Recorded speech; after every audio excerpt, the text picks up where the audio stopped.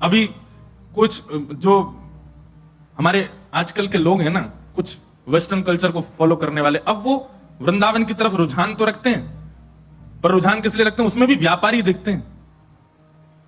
कोई ऐसी कंपनी है जिसने अपने वस्त्रों के बेचने के लिए हमारी ब्रज की लीलाओं का भाव रखा। एक विचार करो मन में, हरिराम व्यास जी की एक पंक्ति में लगभग हर कथा में गाता हूं, और उस पंक्ति में एक बात हरिराम व्यास जी कहते हैं, जहां श्री राधा चरण रेणु की कमला लेत बलैया। कमला यानी कि लक्ष्मी को भी किशोरी जी की स्वच्छंद बलैया लेने का अधिकार नहीं है। किशोरी जी भी जब उठ करके चली जाती हैं तो उनके अंकित चरण रज की बलैया लेती है लक्ष्मी। उन किशोरी जी को आप किस रूप में दिखा रहे हो?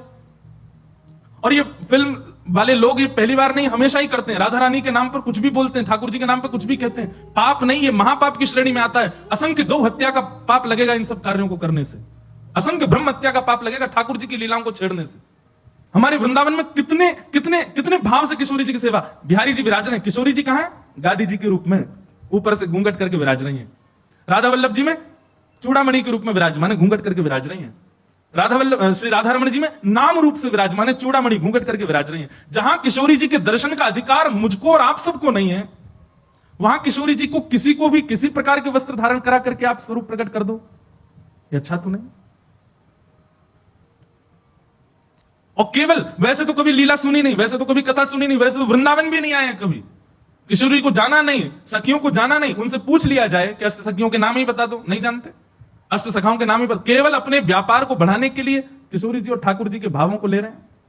किशोरी जी और ठाकुर जी तो बड़े दयालु हैं, बड़े कृपालु हैं, कुछ नहीं कहेंगे, पर ये जो अष्ट सखियां हैं ना, और ये इनके चरणों के सदा दास बने हुए जो नक्षत्र आदि हैं, किसी दिन ये कुंपित हो गए, ऐसे मुंह के बल घेरेंगे कि उठ नहीं पाएगा कोई।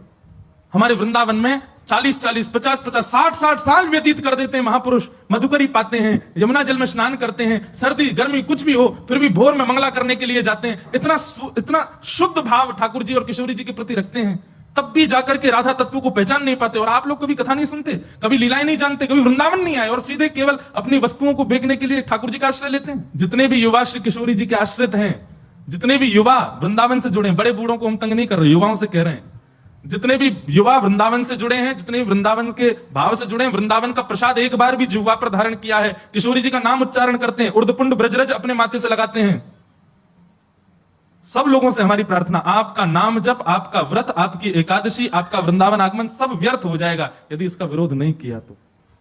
किशोरी जी के भाव में सब लोग आगे